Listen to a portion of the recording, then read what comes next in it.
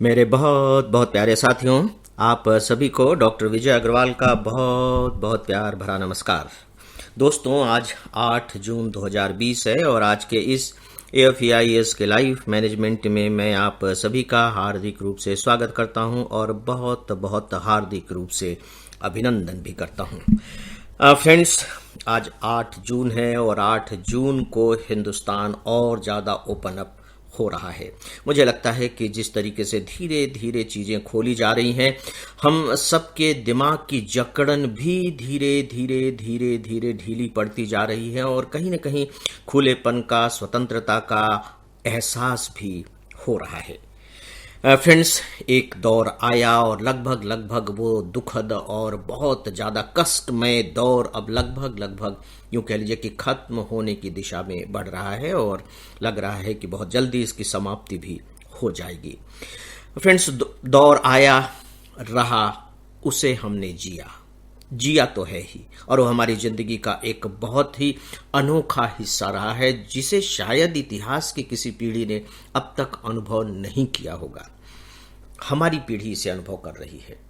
तो क्या सच में जो इतना अभूतपूर्व ही कह लीजिए, अनोखा कह लीजिए, समय का टुकड़ा हमारी ज़िंदगी में शामिल हो गया है, उसे हमें यूं ही जाने देना चाहिए या कि इस समय के टुकड़े को एक लैब बनाकर, एक प्रयोगशाला बनाकर जिंदगी के बारे में कुछ नई चीजें इन्वेंट करनी चाहिए, खोजनी चाहिए? तो मुझे लगता है कि हमें ऐसा करना चाहिए।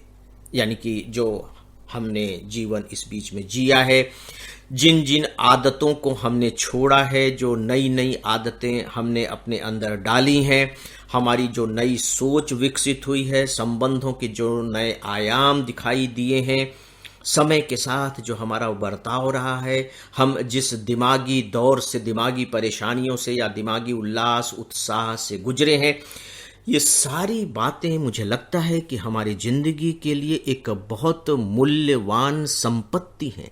जी हाँ, और ऐसी मूल्यवान संपत्ति हैं जो लगातार जब तक हमारा जीवन है, व्यक्तिगत तौर पर मैं कह रहा हूँ, उस दौर में नई नई बातों सोचने के लिए, नई नई चीज़ों को जानने के लिए हमें प्रेरित करता रहेगा। फ्रेंड्स, मुझे लगता है कि जो सबसे बड़ा जो हमारा विचार होना चाहिए, जो एक लैब के रूप में हमें प्रयोग करके अपने लिए निष्कर्ष निकालना चाहिए, वह शायद धर्म के मामले में है कि धर्म को हम समझने की कोशिश करें कि इनफैक्ट सच में धर्म क्या है।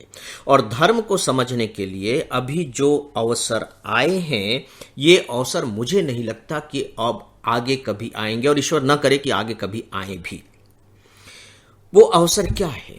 आप देखिए कि पूरा हिंदुस्तान बंद है, सारे धार्मिक स्थल बंद हैं।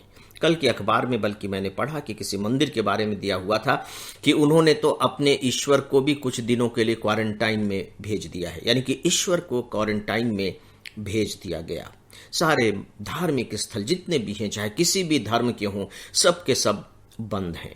और जब अभी खुल भी रहे हैं तो आप देखिए कि किस तरीके से उन सारे नियमों, कानूनों का उन्हें पालन करना है जो सरकार ने निर्देश दिए हैं। बाकायदे डिस्टेंसिंग बनाए रखनी है, बाकायदे सैनिटाइज होना है, भीड़ से बचा कर रखना है। बहुत जो प्रसिद्ध धार्मिक स्थल हैं, उन्होंने ये घोषणा कर दी है कि एक दिन में केवल इतने लोगों को ही दर्शन कराया जाएगा। जब दर्शन कराया जाएगा तो उन्हें मूर्ति को स्पर्श करने का अधिकार नहीं होगा। यहाँ तक कि जो धार्मिक ग्रंथ रखे हुए होंगे उन्हें भी वो स्पर्श नहीं करेंगे। उनकी कोशिश होनी चाहिए कि वहाँ जितनी दूसरी चीज़ें हैं उन्हें वो न छुएं। मतलब इतने सारे निर्देशों, जिसे आप प्रतिबंध कह सकते हैं, प्रतिबंधों के साथ उन्हें ईश्वर के दर्शन करने हैं। मुझे लगता है कि यहाँ आकर के हमें थोड़ा सा इस बात पर तो विचार करना ही चाहिए कि ईश्वर जो सर्वशक्तिमान है, अपने आप में इतना शक्तिशाली है, जो कुछ भी कर सकता है, जिसने इस ब्रह्मांड का, इस पृथ्वी का और हमारा जीवों का सबका निर्माण किया है, क्या उसमें इतनी शक्ति नहीं है कि वो कोरोना वायरस को नियंत्रित कर सके, या कम से कम अपने स्थल को, जो धार्मिक स्थल हैं, उनको तो कम से कम कोरोना वायरस से मुक्त रख सके? दोस्तों, यहां मैं सवाल खड़ा नहीं कर रहा हूं, या हमें विचार कर रहा हूं। तो अगर ईश्वर भी इतना कमजोर है, मान लीजिए, यह केवल विचार करने की बात है, तो ईश्वर भी यदि इतना कमजोर है तो हम उसे सर्वशक्तिमान क्यों मान रहे हैं? तो क्या ईश्वर है ही नहीं? या अगर है तो फिर वो किस रूप में है। दोस्तों, हमें इन्हीं बिंदुओं पर विचार करना है, इन्हीं बिंदुओं पर विचार करना चाहिए कि हम क्या प्रार्थना करके, यज्ञ करके, पूजा पाठ करके, या जो अलग अलग धर्मों के अपने विधान हैं, उन विधानों के जरिए कोरोना वायरस पर विजय प्राप्त कर सकते थे या कर सकते हैं। अगर ऐसा था तो हमने ऐसा क्यों नहीं किया?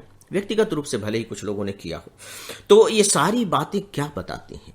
दोस्तों, ये बातें ईश्वर के अस्तित्व पर प्रश्न चिन्ह नहीं लगाती। मतलब ये मैं अपने विचार कह रहा हूं, ईश्वर के अस्तित्व पर प्रश्न चिन्ह नहीं लगाती हैं, बल्कि ईश्वर के वास्तविक स्वरूप से हमें परिचित कराती हैं कि हमें समझना होगा कि जिसे हम धर्म कहते हैं, धर्म न कहकर के यहां हम कहें ईश्वर कहते हैं, अल्लाह कहते हैं, गॉड कहते हैं, जो कुछ भी हम कहते हैं, सत श्री अकाल कहते हैं, वह इनफैक्ट है क्या? मतलब व्यक्तिगत रूप से मैं नहीं कहता कि वह नहीं है, लेकिन सवाल यह है कि वो किस रूप में है और हमें किस रूप में उसे स्वीकार करना चाहिए ताकि वो हमारी अपनी शक्ति का कारण बन सके।